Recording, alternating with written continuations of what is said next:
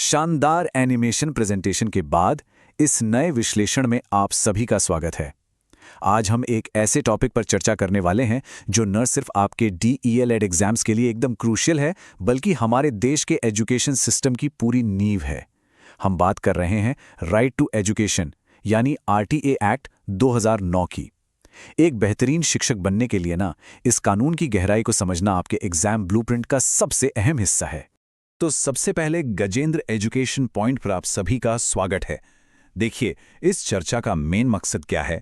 मकसद ये है कि पूरा का पूरा RTA एक्ट एक ही बार में बिल्कुल आसान और सरल हिंदी में आपका रिवाइज हो जाए। तो चलिए, बिना किसी देरी के आज की इस लर्निंग जर्नी को शुरू करते हैं। तो एक नज़र जल्दी से आज के एजेंडा पर डाल लेते हैं। आज के इस विश्लेषण को हमने 3 मुख्य हिस्सों में बांटा है। पहला है परिचय और विशेषताएं, दूसरा है अधिकार और भूमिकाएं, और तीसरा प्रभाव और निष्कर्ष।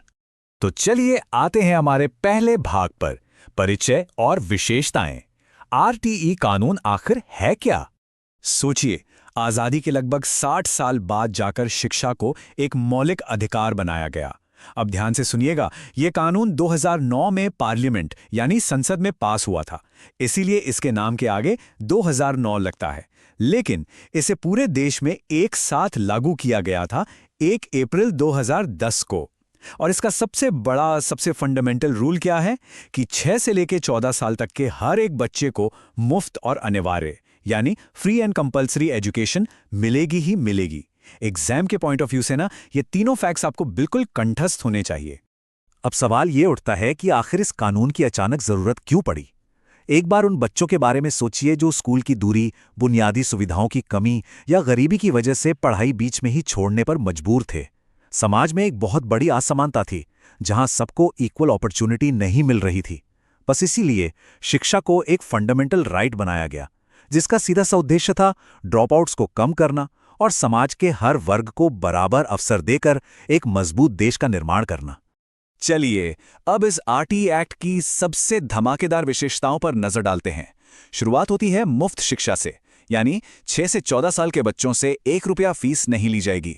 और कमाल की बात यह है कि ये सिर्फ सरकारी स्कूल्स तक सीमित नहीं है। प्राइवेट स्कूल्स में भी 25% सीटें गरीब और कमजोर वर्ग के बच्चों के लिए रिजर्व कर दी गई हैं, और इसका खर्च सरकार उठाती है।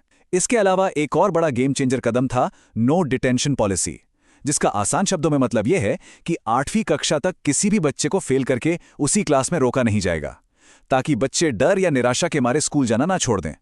अब आते हैं अपने दूसरे भाग पर, अधिकार और भूमिकाएं।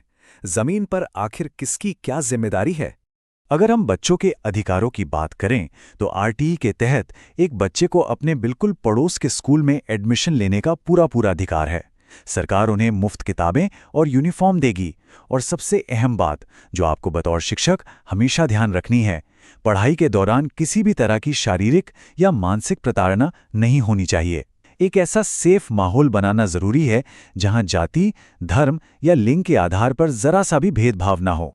अब इन अधिकारों को सिर्फ कानून की किताबों से निकालकर जमीन पर उतारने के लिए सरकार और स्कूल्स दोनों की अलग-अलग जिम्मेदारियां तय की गई हैं। सरकार का क्या काम है? नए स्कूल खोलना, बिल्डिंग और बुनियादी ढांचा तैयार करना, उन्हें फंड देना और योग्य टीचर्स की नियुक्ति करना। वहीं दूसरी तरफ स्कूल की जिम्मेदारी शुरू होती है। उनका काम है बच्चों को क्वालिटी एजुकेशन देना, एक सुरक्षित माहौल बनाए रखना और खासकर गरीब वर्ग के बच्चों की पहचान करके उनकी मदद करना, क्योंकि एंड गोल तो यही है ना कि कोई भी बच्चा पढ़ाई से वंचित ना रह जाए। अब क्योंकि आप सभी DELED के विद्यार्थी हैं और हमारे देश के भविष्य के शिक्षक हैं, तो ये स्लाइड आपके लिए जानना सबसे जरूरी है।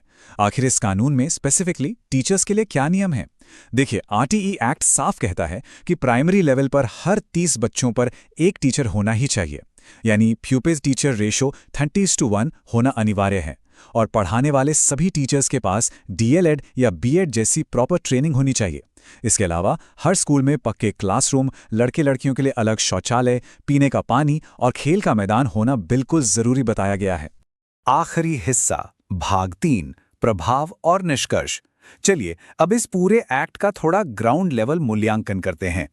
देखिए, अगर फायदों की बात करें तो RTE ने शिक्षा को दया की जगह एक कानूनी अधिकार बना दिया। ये अपने आप में एक बहुत बड़ी बात है। इससे बाल श्रम में काफ़ी कमी आई है और 25% रिजर्वेशन की वजह से अमीर और गरीब के बीच की खाई थोड़ी कम ज़रूर हुई है, सामाजिक समानता बढ़ी है। लेकिन तस्वीर का दूसरा पहलू भी देखना होगा। आज भी कई गांव में अच्छे स्कूल और प्रॉपर्ली ट्रेन टीचर्स की भारी कमी है। और हाँ, नो डिटेंशन पॉलिसी की वजह से कभी कभी लर्निंग आउटकम्स उतने अच्छे नहीं निकल कर आते। एक बड़ी चुनौती ये भी है कि ये कानून सिर्फ 14 वर्ष तक के बच्चों के लिए है, तो 8वीं क्लास के बाद का क्या? वहां आज भी कई बच्चे आगे की पढ़ाई छोड़ देते हैं। लेकिन इन सभी चुनौतियों के बावजूद हम ये दावे के साथ कह सकते हैं कि RTE एक्ट 2009 भारतीय शिक्षा प्रणाली में एक बहुत बड़ा, एक क्रांतिकारी कदम है। इसने करोड़ों बच्चों का जीवन बदला है।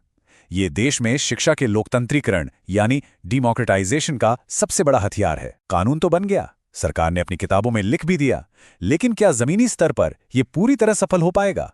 असलियत में एक शिक्षित बच्चा ही एक मजबूत देश की नींव होता है और आने वाले समय में इस कानून की सफलता पूरी तरह से आप जैसे प्रशिक्षित शिक्षकों पर ही निर्भर करेगी। तो इसी विचार के साथ हम आज का ये विश्लेषण यहीं समाप्त करते हैं। उम्मीद है सेशन ने आपकी DELED एग्जाम की तैयारी में मदद की होगी और RTE एक्ट 2009 के सारे कॉन्सेप्ट्स एकदम क्लियर कर दिए होंगे। अगर आपके मन में कोई भी प्रश्न है तो उसे कमेंट सेक्शन में जरूर साझा करें। इस इन्फॉर्मेटिव चर्चा को लाइक और शेयर जरूर करें और ध्यान रहे, ऐसी ही शानदार एग्जाम ओरिएंटेड तैयारी के लिए गजेंद्रा एजुकेशन पॉइंट को आज ही सब्सक्राइब करें। मिलते हैं आपसे अगले सेशन में, तब तक के लिए कीप लर्निंग।